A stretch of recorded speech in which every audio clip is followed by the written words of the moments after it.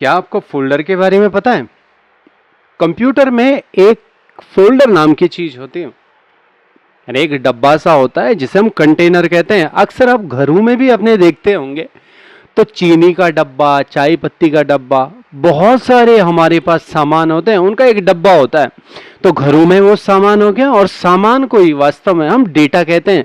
तो वो घर का सामान का डब्बा था, और यहाँ कंप्यूटर के सामान के डब्बे को हम फोल्डर कहते हैं।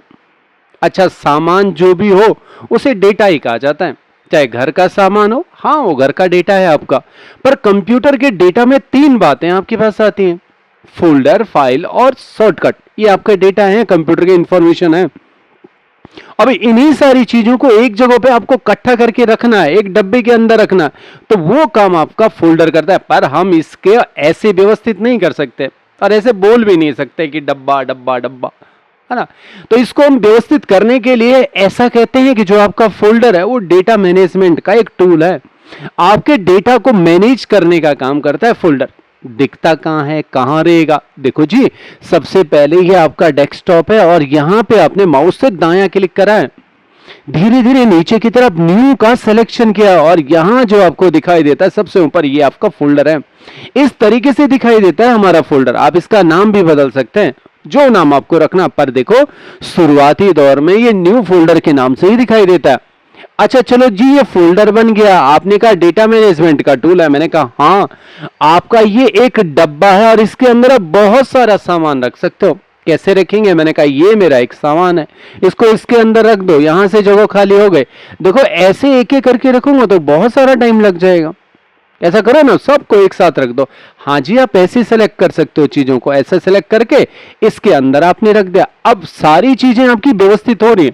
अभी यहाँ पे बहुत सारी चीजें बिखरी पड़ी हुई है, और आप चाहते हैं ये सारा बिखरा हुआ चीजें एक ही जगह पे स्टोर हो जाए, तो आप ऐसा कर सकते हो। देखो, फोल्डर हमें दो बेनिफिट प्रोवाइड कराता है। पहला तो आइडेंटिफिकेशन का बेनिफिट होता है, जिससे आपकी पहचान होती है। ऐसा नहीं कि आपने न्यू फोल्डर रख दिया, इसका नाम आप माई म्यूजिक भी रख सकते थे। अच्छा, मेरी अभी इसी समय की कुछ बेहतरीन फोटोज हैं, मैं इसका नाम फोटो रखना चाहता हूं। जी, आप ऐसा भी कर सकते हो, इसका नाम आप फोटो रख सकते हो। पर देखो, हो क्या रहा है, आइडेंटिफिकेशन हो रही, पहचान हो रही। आप बाहर से ही पहचान कर सकते हो। देखो, मेरे इसके अंदर फोटोज हैं, तो आप बाहर से भी पहचान कर सकते हो। अगर आपके पास म्यूजिक है, तो आप इसका नाम रख सकते हो माई म्यूजिक, यानी ये आइडेंटिफिकेशन आपकी हो रही, पहचान हो रही। दूसरी चीज, ये आपको ग्रुपिंग का बेनिफिट देता है। जैसे एक माला में बहुत सारे फूल या मोती होते हैं, वैसे ही एक फोल्डर के अंदर आप बहुत सारा डेटा रख सकते हो। देखो, अभी के लिए मैंने इसके अंदर बहुत सारा डेटा रखा। इसे मैंने ओपन कैसे किया? देखो, नॉर्मली क्या होता है कि हम दायां क्लिक करते हैं, सबसे ऊपर ओपन आता है, आप इसे लेफ्ट क्लिक करके ओपन कर सकते हैं। पर प्रोफेशन में ऐसा नहीं होता। आप इसमें दो बार लेफ्ट क्लिक करते हैं, ये अपने आप ही ओपन हो जाता है। तो ऐसा नहीं है कि बस यही तरीका एक काम करने के, कंप्यूटर में बहुत सारे तरीके होते हैं। पर देखो, मेरे को बस इतना जानना था कि एक फोल्डर आपका बना, डेटा मैनेजमेंट का टूल है, दो कामों के लिए कंप्यूटर में यूज किया जाता है। एक पहचान के लिए, आइडेंटिफिकेशन इसकी हो जाती है, और इसके अंदर आप बहुत सारा डेटा रख सकते हो, इसको हम ग्रुपिंग कहते हैं। अच्छा जी, ये बात समझ आ गई। अब ये फोल्डर भी आपके दो प्रकार के होते हैं। कैसे कैसे? मैंने कहा, एक तो आपको पता चल गया कि दायां क्लिक करा, न्यू में क्लिक करा, आपके पास एक नॉर्मल फोल्डर हो गया। और इसी के जैसे एक फोल्डर सबसे नीचे है, जिसका नाम कंप्रेस्ड जिप फोल्डर के नाम से जाना जाता है। अच्छा, कभी कभी लोग इसके अंदर एक सॉफ्टवेयर इंस्टॉल करा देते हैं, WinRR का, तो कभी कभी इसका नाम बदल भी जाता है, WinRR आता है। पर नॉर्मली ये कंप्रेस फोल्डर है, चीजों को कंप्रेस करने का काम करता है। चलो ठीक है, एक नॉर्मल फोल्डर बनाता हूं, इसे ओपन भी कर देता हूं। इसके अंदर एक नॉर्मल फोल्डर बना लेता हूं, जो मुझे अभी के लिए पता चल गया। ये नॉर्मल फोल्डर है, दो काम करेगा कंप्यूटर में, आइडेंटिफिकेशन, पहचान, और इसके अंदर आप बहुत सारा डेटा रख सकते हो। दूसरा फोल्डर आपने बताया कंप्रेस फोल्डर है। दो प्रकार के आपके फोल्डर होते हैं। काम क्या करेगा? कंप्रेशन। मैंने कहा यही दो काम करता है जो आपके पहले इसने करे। पहचान करा, तो आप इसका नाम बदल सकते हो। कैसे? आप दायां क्लिक करके रिनेम कर सकते हो, इसका नाम बदल सकते हो। और दूसरा, इसके अंदर बहुत सारी चीजें डाल सकते हो। देखो सर, तो फिर यही हमारे लिए ज्यादा बेहतर था, इसको क्यों बनाया आपने? मैंने कहा ये मुझे कंप्रेशन का बेनिफिट देता है। अच्छा, हुआ क्या कंप्रेशन? किसी भी चीज को छोटा करना। पर वास्तव में कंप्रेशन का दो अर्थों में काम होता है, बड़े से छोटा करना और छोटे से बड़ा करना। पर कंप्यूटर में जितने भी टास्क होते हैं ना, वो सारे छोटे के लिए होते हैं। पर ज्यादातर लोगों के मुंह से आप ऐसे ही सुनोगे कंप्रेशन का अर्थ छोटा करना होता है। अच्छा, यहां भी ऐसे ही होने वाला है। अभी देखो, आपका जो ये फोल्डर बना हुआ है इसका साइज 1 KB है। सपोज आपकी जानकारी के लिए एक फाइल बना देता हूं। अभी हो सकता है आपको ये जानकारी ना हो, तो मैं माइक्रोसॉफ्ट वर्ड की एक फाइल बनाता हूं और जिसका नाम डेमो रख देता हूं। इसे ओपन भी कर लेता हूं। धीरे धीरे मैंने इसे ओपन कर दिया और इसके अंदर खूब सारा डेटा इसके अंदर ले आता हूं। देखता हूं क्या ये काम करता है।